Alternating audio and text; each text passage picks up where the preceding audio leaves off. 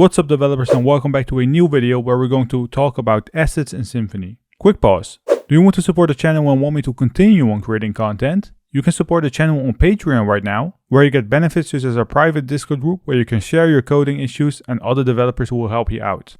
If you are interested to join, the link will be in the description down below.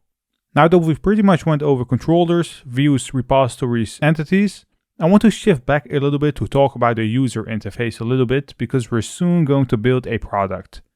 When you want to bring your front end to the next level, you need to make sure that you got a node library installed called Webpack. It's nothing new, since Webpack is the industry standard tool for managing your front end assets. What it will do is basically combining your CSS and JavaScript files. In one of the first videos of this course we went over Node, and we did install it as well. To double check if you got Node installed, you can simply perform the node -v command inside the terminal. The -v flag stands for version, so it shows you your version number. As you can see on my screen, I've got Node 16.13.0 installed, which means that I'm ready to get started. Before we get started, I got to say that we're not going to install Webpack itself, because it just takes a little bit of time to set up everything correctly. Symfony has an incredible library called Webpack Encore, and I will link the Github repository down below if you want to learn more about it. Encore is a lightweight layer on top of your Webpack, which makes your life a lot easier. It's also very simple to install it because it can be done through Composer. Inside the CLI, let's perform the Composer require Symfony /Webpack-Encore-bundle command. Let's hit enter, and let me actually close off all folders that I have and we actually don't need in this video. Alright, let's scroll down. This command will create a couple files for us. The first one is in the root of our directory, which is the package.json one.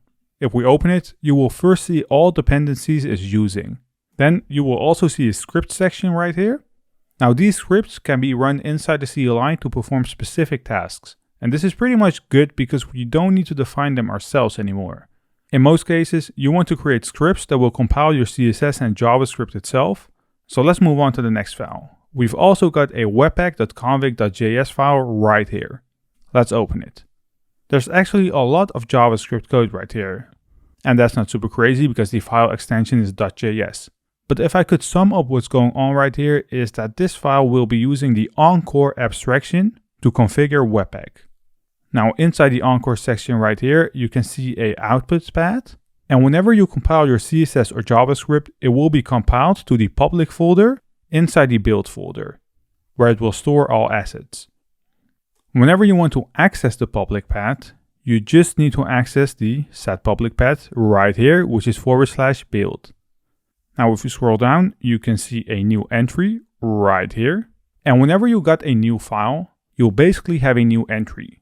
And right here, you will see that the first entry is ./assets, so the assets folder, and we will get there in a second, with a file called app.js.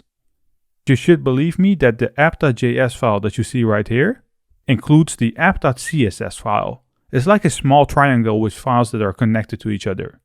Now by default, it will compile CSS and JavaScript. But a pretty cool thing that the developers of Symfony have done was adding the configurations for your other styling frameworks. If we scroll down, right there, you'll see what code you need to enable Sass or SCSS. You have TypeScript loaders, you have React loaders, you have an auto provider for jQuery, and this one is for hashes. An asset can be anything that is related to images, videos, markup, or configuration.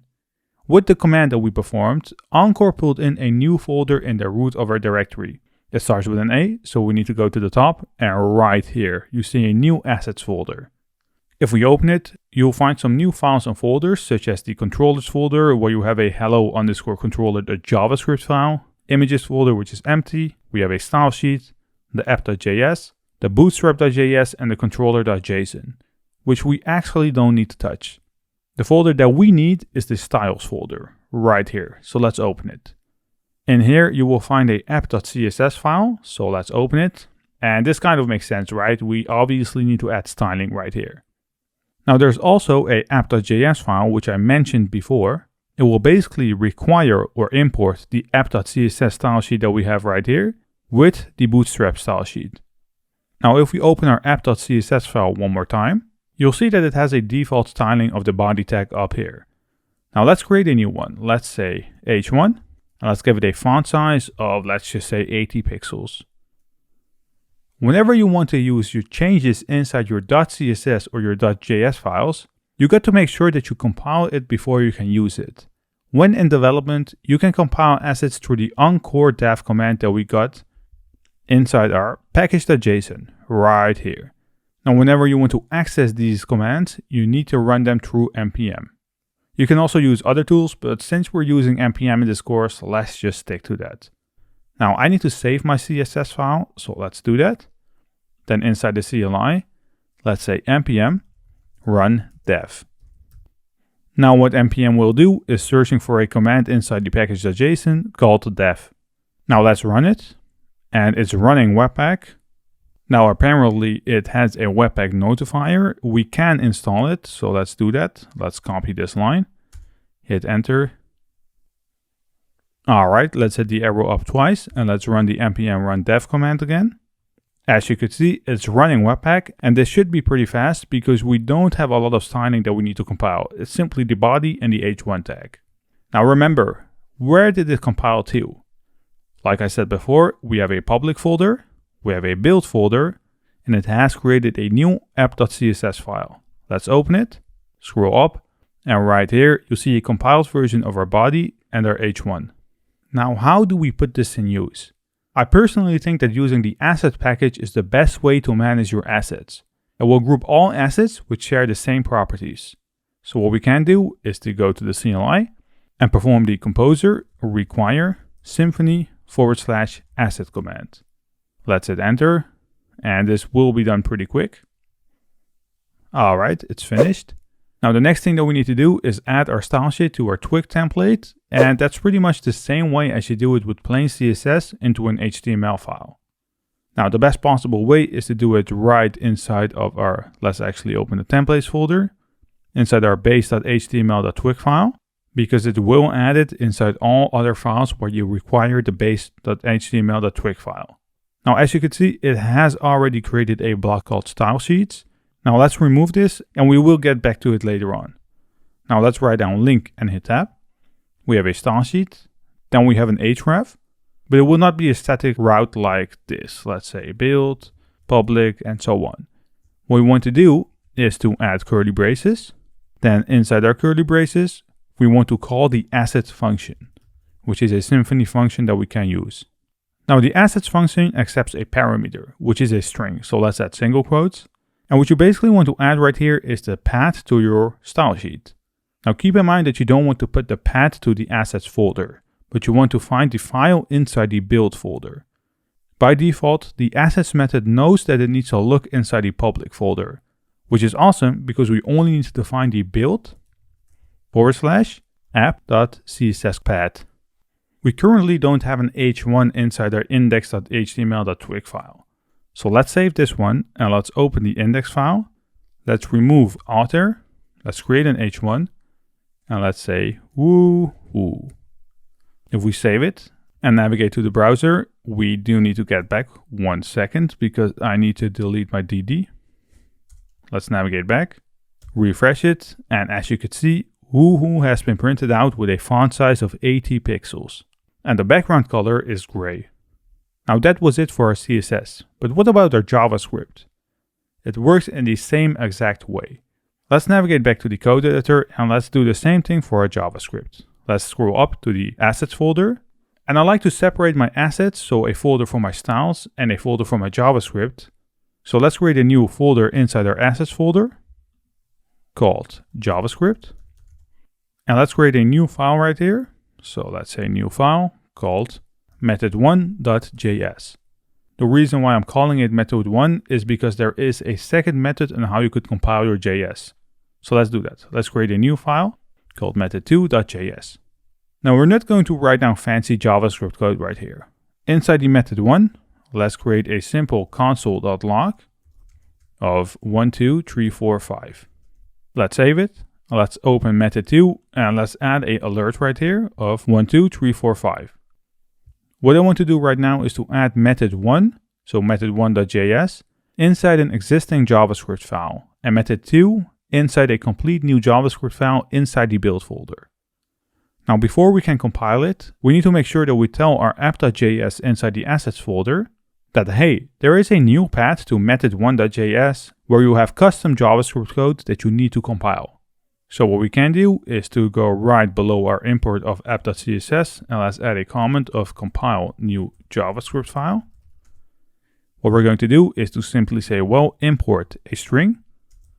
Inside the string, add the dot / so let's go back one directory. Let's go into the JavaScript folder / method1.js. Now let's save it. Let's close off this file and let's focus on method number 2, which we will be adding through a new entry. So we need to open our webpack.js file. All right, let's scroll up to the entry that we have. All right, we have an entry right here. So right below, let's create a new one. Let's say dot add entry. It accepts 2 parameters. The first parameter will be the new file name. So let's say method2, comma. Then we need to pass in the current location of the file, which once again is single quotes dot / assets / JavaScript / method2.js. All right, it's time to compile both files. But before we do that, I got to take a moment to talk about another command which is a bit different than the npm run dev command that we performed. If we open the package.json file one more time, you will also see that there is a watch command right here. Now the command that we performed before, so the npm run dev, will compile your assets once. So whenever you make a change, it won't be visible. Whenever you're going to design a lot of JavaScript, you'll rather want to run the watch command because it will automatically compile your JavaScripts when changes have been made. So let's test it out. Inside the CLI, let's run npm run watch. Let's hit enter. It's running Webpack. And as you could see in the CLI, it has created a new entry point called method2. If we open the public folder, you will see a method2.js file. If we open it, you'll find our alerts that we have added. Now let's open the app.js file, which should have our, well, this file is big. So let's press Command F and let's search for console. All right, we have our console log of 1, 2, 3, 4, 5. It's time to add these 2 files inside a Twig template. So let's navigate back to our base.html.twig file right here. And for this method, I'm going to stick to the Encore script tag that has been added by default right here, since it's also a pretty good method to add style sheets or JavaScript files from the build folder. What this method right here will do, so the Encore entry script tag, is looking inside the build folder and then it will try to find a file called app.js. So it knows the difference between the app.css file and the app.js file. Now, if we duplicate this line of code one more time and change the second one to method2 because we have a file called method2, save it. Let's navigate back to the browser. Let's refresh the page. And as you could see, we have an alert right here. Let's click on OK, inspect the page. Let's go to our console. And right here, we have a console log of 1, 2, 3, 4, 5.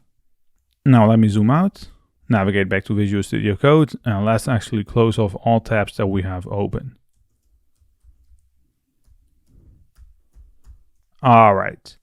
This was it for this video where I showed you how you could add custom CSS and JavaScript in Symfony. In the next video, we will be setting up a very cool CSS framework called Tailwind. That being said, this was it for this video where I showed you how you could add custom CSS and JavaScript in Symfony. In the next video, we will be setting up a very cool CSS framework called Tailwind. If you do like my content and you want to see more, leave this video a thumbs up. And if you're new to this channel, please hit the subscribe button.